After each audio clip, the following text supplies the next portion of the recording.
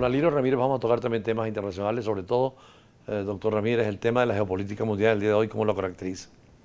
Bien, embajador, en primer lugar, muchas gracias por invitarme una vez más a este programa. Y un programa que tiene varias dimensiones, además de la entrevista propiamente dicha, que es esta, que se disfruta porque uno logra apropiarse de esos conocimientos y esa orientación que usted sigue de manera permanente cumpliendo como profesor. Hay muchas noticias internacionales que necesitan análisis, ¿no? Claro, muchas. Y también yo digo que una gran experiencia porque uno al salir de aquí, pues la comunidad está activa y está escuchando y viendo el programa y comienzan los comentarios y permite Sobre todo usted que es profesor de universidad en posgrado, me imagino que se le facilita mucho seguir discutiendo estos temas, ¿no? Normalmente cuando uno viene a un programa de esto, después se hace un comentario en clase y se hace alguna interpretación y en relación a su pregunta, bueno, el escenario internacional es comprometido, sí, para tratar de escribir delicado, ¿no? Con un objetivo. Comprometido en el sentido de que hay la necesidad de tener una respuesta, porque antes teníamos la esperanza cifrada en el multilateralismo. Y el multilateralismo posterior a la Segunda Guerra Mundial era como la forma de poder tener arreglo entre los estados. Porque una pero cosa que nace mucho antes de la Segunda Guerra Mundial, ¿no? Nace, pero quizás con el carácter de ser una organización desde el punto de vista de organización. 1919, ¿no? 1919, pero la que yo me estoy refiriendo es la que surge posterior a la Segunda Guerra Mundial, y eso se debe a que esta es la que le va a dar prioridad al tema de los derechos humanos. Porque precisamente la Segunda Guerra Mundial, como hay los atropellos, los abusos y las violaciones de los derechos humanos, el multilateralismo posterior a esto tiene como énfasis fundamental el que no se violen los derechos humanos a través de controles, de mecanismos, de arreglos, de tratados entre los estados. De hecho, nacen los primeros tribunales mundiales penales. Nacen en un principio de carácter ad hoc. Sí. Posteriormente se dan unos tribunales mundiales, pero ya bajo la designación del Consejo de Seguridad de las Naciones Unidas, y finalmente en 1998, que se hace efectivo en el 2002, el surgimiento de la Corte Penal Internacional. Pero ese derecho humano es en doble vertiente, uno el derecho humanitario, que es en el caso de los conflictos y guerras, y el otro es derechos humanos en general, ¿no? Sí, fíjese que yo le agregaría un tercero. Porque si nosotros hablamos del derecho internacional de los derechos humanos, pudiéramos decir todos los tratados que se derivan de la Carta Internacional, que es la Declaración Universal de los Derechos Humanos, el Pacto Internacional de Civiles y Políticos y el Pacto Internacional de Derechos Económicos, Sociales y Culturales. Eso será 48 y 96. Y cuando... Y 69.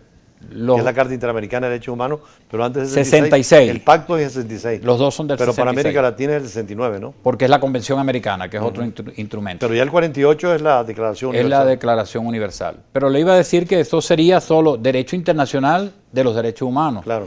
Y el derecho internacional humanitario son los 4 convenios de Ginebra y los protocolos de 1977. Además de toda la herencia que viene de la Cruz Roja desde la 1863 que se creó la Cruz Roja, ¿no? Sí, todos los antecedentes, pero que parece que en vez de ir en evolución, presenta algunas características que ustedes lo llamen a la reflexión. Porque, por ejemplo, si los protocolos de 1977 establecen que no debemos usar el concepto guerra, sino que debemos hablar de conflicto armado internacional y conflicto armado no internacional. Ese es el aporte de los protocolos. Ese es el aporte de los protocolos en 1977. O sea, aplicarlo en dos situaciones internacionales, pero también problemas internos de los países. Y abolir el concepto de guerra. Exacto. No hablemos más de guerra porque eso es un trauma para la humanidad.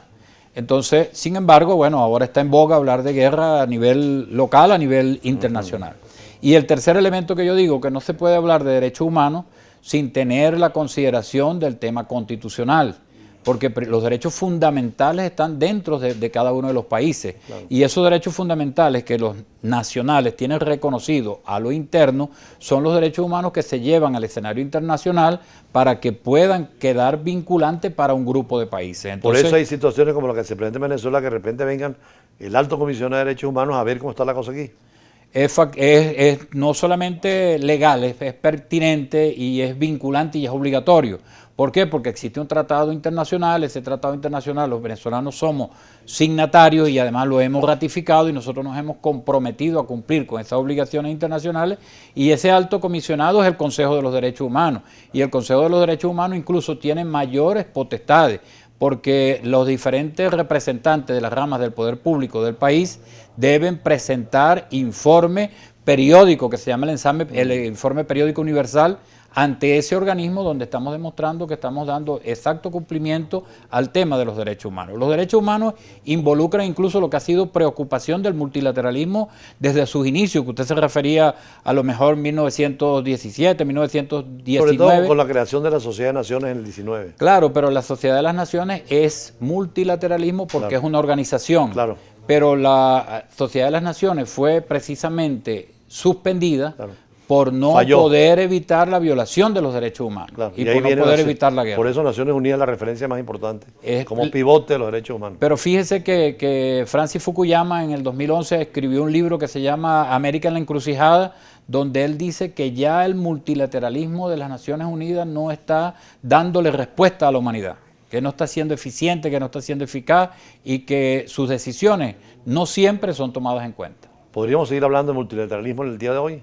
Podemos seguir hablando del multilateralismo. ¿En qué sentido? ¿Podemos afirmar que hay unilateralidad en las relaciones internacionales, bipolaridad o multilateralidad? Bueno, fíjese que pudiéramos tomar un planteamiento de Francis Fukuyama, que él dice, mira, vamos a hablar del multilateralismo, para que si las organizaciones como las Naciones Unidas ya están dejando de ser eficientes y eficaces, vamos a establecer un mecanismo que hayan, por ejemplo, por especialidad, la paz, hayan diferentes organismos, la seguridad tenga diferentes organismos. Entonces pueden haber bloques que estén a nivel del Estado, bloques que estén a nivel de la región y bloques que incluyan y vayan al escenario internacional a debatir, por ejemplo, la paz, a debatir la seguridad. Cuando habla de bloques, ¿no es una fórmula también de multilateralismo? Es como la región. Regiones en todo el mundo. Bloques regionales, pues. ¿Cuáles serían los más importantes? En el caso nuestro sería la Organización de Estados Americanos. Pero también Mercosur, el organismo, Comunidad Andina de Naciones. Pero eso irían con una especificidad, por ejemplo, económica. Cuando usted me habla de Mercosur, estamos hablando de liberación de aranceles, es otro tipo.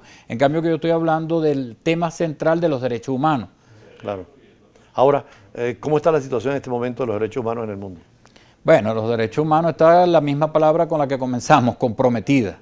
Porque el ser humano no está encontrando la verdadera respuesta de los organismos internacionales que le permitan tener una efectiva protección de los derechos humanos. Entonces nosotros tenemos derechos humanos en el discurso con mucha facilidad, con mucho conocimiento, tenemos tratados internacionales pero que en grandes cantidades, pero los derechos humanos día a día, a pesar de que se está escrito en el Tratado Internacional de las Naciones Unidas, en el Tratado Internacional de la OEA o en los mismos constituciones internas de cada país, están escritos todos los derechos humanos que debemos cumplir, pero cada día los violamos.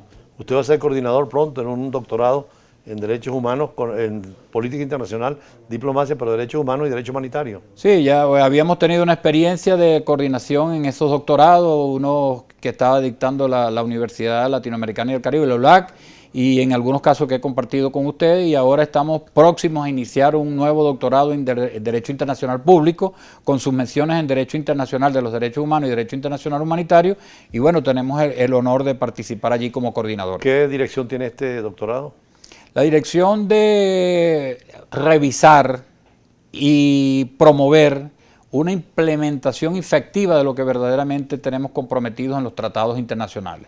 Entonces hay que lograr que no solamente tengamos previsiones en un tratado internacional de lo que debemos respetar en materia de los derechos humanos, porque hay unos derechos humanos que están escritos en tratados internacionales y escritos en la Constitución, pero los derechos humanos tienen una protección incluso del derecho que no está escrito. Cuando hablamos del jus cogens, cuando hablamos de la costumbre internacional, entonces el hombre debe estar tan protegido que aun cuando no haya derechos previstos en una norma constitucional o en un tratado, pueda lograr su protección. Entonces, ¿y usted en lo particular ha trabajado algún tema muy específico en esta materia?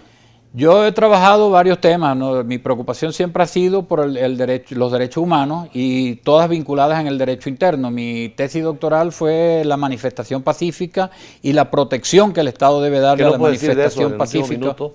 Lo que se puede decir es las garantías que están en el Pacto Internacional de los Derechos Civiles y Políticos, las garantías que están en la Convención Americana de los Derechos Humanos, también están previstas en el texto constitucional de nuestro país y de cualquiera de los países de la región. Ahora, se ve que en el mundo todas las manifestaciones tratan de ser pacíficas, pero que hay gobiernos que las quieren acabar. Y hay tratados internacionales que la establecen de esa manera. Se habla que las manifestaciones deben ser pacíficas y sin armas, y cuando las manifestaciones sean pacíficas y sin armas, los manifestantes tienen el derecho de tener la protección por parte del Estado, que está obligado a proteger las personas, los derechos y las propiedades. Ahí estamos viendo las de Hong Kong, inmensas manifestaciones, pero muchas veces los gobiernos son muy duros contra las manifestaciones.